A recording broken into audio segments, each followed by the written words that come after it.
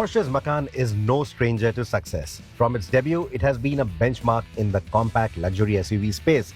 But given its positioning in India, it had a tough time, as it felt more like a reskinned Q5 than a scaled-down Cayenne for that price.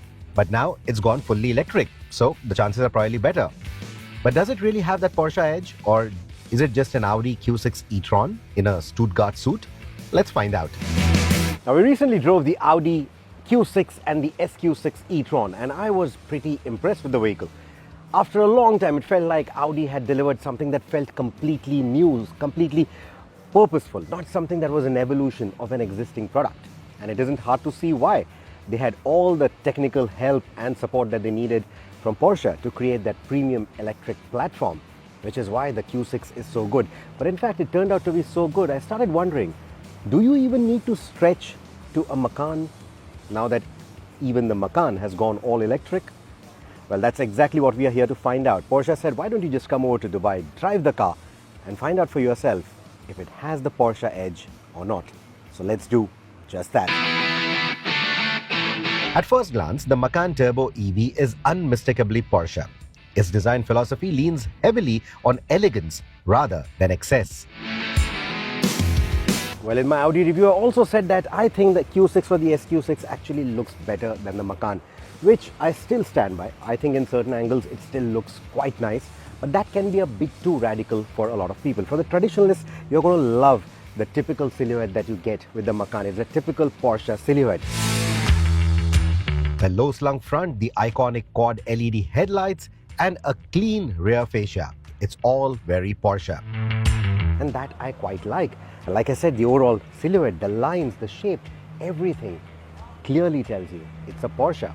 And there are a few radical bits, like these wheels that you see, painted in the same color as the bodywork. And I think that looks quite good. Maybe I might choose a different paint if I was going for one, but having the wheels in the same color as the bodywork, that's something. And while I said that the silhouette of the vehicle is typical Porsche, you will notice that the shape is slightly different than the outgoing Macan. Yes, outgoing. There were reports that the Macan ICE, the older one, was going to coexist with the new one only for a certain time. It's going to go for good and there'll be no other ICE Macan, at least for now. This is going to be EV only. So this has a different shape than that Macan to essentially get better aerodynamics and more range. With the change in shape, they are able to get about 80 to 90 kilometers on top of the range than what the older Macan shape would have achieved. A drag coefficient of 0.25 places it ahead of its SQ6 sibling, so its form and function in perfect harmony. Usually the Macan EV retains a nice clean form, but when you are in that sportier mood, the spoiler pops up and tells the whole world about your mood. But because we are talking about the tailgate, let me also go nitpicking. I don't like this little wedge here which sort of acts as a shade for the reversing camera and also the tailgate switch. I think they could have done something a little bit better. This looks like an eyesore on an otherwise clean design for the rest of the car. And because this is an SUV, we need to talk about practicality, and there is a fair bit of it. With again, a few things that stick out like a sore thumb, like this space saver wheel. Now, in India, the situation is going to be something similar. Your space saver or your space wheel, the spare wheel is going to be on the boot floor itself because there is no space underneath that. You have space for your luggage, etc. You have a 40-20-40 split for the seats, so there is that added versatility even if you want to carry longer items, etc. Now the boot floor, especially on the turbo or depending on what audio system you go with, is also going to pack in a subwoofer underneath. But honestly, you don't have to worry too much about it because other paraphernalia like the charging equipment, etc. can actually go in the front because there is also a frunk for this car, just like the Taycan. The Macan EV has the kind of cabin that makes you feel instantly at home. The fit, finish and material choices are all quintessentially Porsche no matter what options you take. Every surface feels meticulously crafted. Oh, and there are plenty of options. The moment you step in, it's a typical Porsche interior, more so if you are already well versed with what the Taycan looks like. So you get that typical Porsche steering wheel with that little switch on the steering that is going to also let you cycle between the different drive modes. The fit and finish, as you would expect, is typical Porsche. And then you get these three massive screens, a big 12-inch screen in the center, 10.9-inch screens on the side. Yes, the passenger also gets a screen and it's got that privacy layer on top so that it doesn't distract the driver. Now these are things that you're familiar with. But here is where the Porsche edge comes with respect to the Q6. Now the moment I sit in with these sports seats, this is a turbo after all, it quickly just hugs you. The contours all move in, it hugs you nicely so that you get that proper driving posture. And then the steering and everything just falls so beautifully in your hands. The way you want to, have that proper sports car kind of feel, you get that. Why am I saying this? Well, because it doesn't feel like an SUV. You don't feel like you're sitting atop the steering and the seat and you're getting that commanding view of the road. No, everything just envelops around you. The dashboard, the steering, even this center console, the tunnel console, everything nicely wraps around you, gives you that nice enveloped feel. And I quite like it. It just adds to the whole drama. It feels like a proper Porsche. It doesn't feel like just a luxury electric SUV, and that's a good thing in my books. The panoramic sunroof adds an airy vibe to the cabin, while the rear seats offer surprising levels of comfort and legroom. Now, despite the coupe-ish roofline that you see on the outside, the headroom actually is surprisingly good. That is one thing that I was worried about, but you see the kind of headroom that I get. I think the foot space, the knee room, the leg space, everything is quite good. Now that is one complaint that we had with the outgoing Macan, that the rear felt a little cramped, especially if you are a tall person. So here again, for a 6-footer, it's still going to be a little close, but it's not going to be claustrophobic, let's put it that way. Again, the contouring, I really like it. It's not too firm, not too plush. So over long distance journeys, it shouldn't be a problem at all. You get AC vents at the back, you also get this big center armrest, you have cup holders, and then you have a contouring that is really nice and comfortable. It's still got that sports car vibe where it again hugs you, not as tightly as the front seats, but it does hug you quite well. So overall, I quite like it. It's a nice place to be in. The Macan EV has the Porsche edge on the road as well. So apart from the seating posture that I spoke of, where you feel like you are sitting in a slightly elevated sports car and not so much like a proper SUV or something, which is a good thing, the other bits where the Macan has the Porsche edge are well with the powertrain as well. I'll come to that in a bit. What also adds to the cabin experience is that you can have a sporty soundtrack playing inside the cabin. Synthesized, of course. It's an EV after all. Nowhere close to what a typical Porsche ICE would sound like, but it still sets the mood for the driving fun. When those are the mechanicals, you have two motors. There's one at the front, one at the rear. But if you were to draw parallels between the turbo and the SQ6, the one at the front is a PSM, a synchronous motor, whereas the SQ6 is running an asynchronous motor. And if you were to look at the placement of the motor at the rear, on the SQ6, it sits in front of the rear axle, whereas in the Macan, it sits behind the rear axle.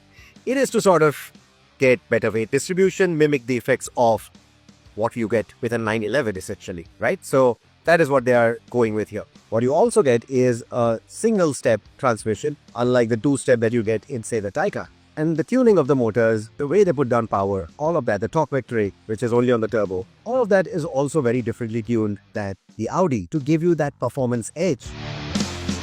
The dual motor setup is where the Macan EV flexes its engineering muscle then. It doesn't get the push-to-pass function like the Taycan, but it gets launch control. So go pedal to the metal, and this turbo variant will live up to that holy badge even though there is no turbocharger. You get a 0 to 100 km/h time of 3.3 seconds. That's a full second quicker than the SQ6. While the better weight distribution contributes to a sharper, more engaging driving experience. Does it all work? Well, I would say it does. I can't completely back that fact yet because we are driving in Dubai on pretty much straight roads. The only curves that we've come across are the roundabouts. But I'm sure, the way the car behaves, it's definitely going to be a hoot to drive. Especially if I remember how good the SQ6 was. All these little additions that Porsche have done should make it a better driver's car than the SQ6. Now, when we are talking handling, let's also talk suspension. While the SQ6 employs a one-valve or single-valve setup, the suspension on the Macan uses a dual-valve setup. So that also helps them fine-tune the suspension a lot better to your driving needs. In terms of the regenerative braking, however, you don't get any modes to choose from. The way the regeneration is going to function is tied into the different driving modes that you have, but it primarily functions or comes into play only when you actually use the physical brake pedal. And speaking of the brake pedal, it feels absolutely natural because the way they have tied in the regenerative braking with the physical braking, just the way we saw with the Q6 or the SQ6 e-tron, you can't really tell where the handover point is. The turbo setup is noticeably sportier, while the 4S variant is more comfort-oriented. Porsche's torque vectoring tech further elevates the cornering precision, and the 4S is an excellent handler too. Even the steering feels better tuned than Audi's. It's precise, well-weighted, and delivers excellent feedback. The steering tuning is even better, and there is a noticeable difference between the 4S and the turbo. The 4S feeling slightly more convenient, slightly lighter, slightly easier, whereas the turbo just feels a little bit more weighted, a little bit more direct, a little bit more evolved. Despite being an electric SUV, the Macan feels light on its feet. The weight of the batteries is cleverly masked thanks to Porsche's meticulous chassis tuning. One thing that we liked on the Audi was the big augmented reality heads-up display. So you get something similar here with the Macan as well. Now Porsche says it's as good in terms of aspect ratio as an 87-inch television that is projected on the road in front of you. It's full color, of course. The navigation also works with Apple CarPlay. It will give you the turn-by-turn instructions on the heads-up display, even if you are hooked up to CarPlay or Android Auto. What it cannot do, however, is give you the blue arrows exactly where you need to go in, it's that 3D navigation and all of that. That it cannot do with the Apple CarPlay. For that, you'll have to use the onboard navigation system. It looks straight out of a sci-fi film, and I love it. In fact, I really like most of the things in the new Macan. The in-cabin experience is really good, and the experience from behind the wheel is excellent too. And if I was going the EV route, it would definitely be on my list of considerations if I didn't want to stretch all the way to the Taycan. I wish we had tighter roads to explore its limits though. But based on what I felt, this little SUV will shine on twisty roads and still work obediently even on our road conditions. Porsche's ride-handling balance is unmatched, and that's true even for this vehicle. The Macan Turbo EV feels taut yet compliant. It always feels ready for the spirited drives and the long-distance journeys alike, and it even supports advanced fast charging for when you want to go that distance, irrespective of the variant that you choose.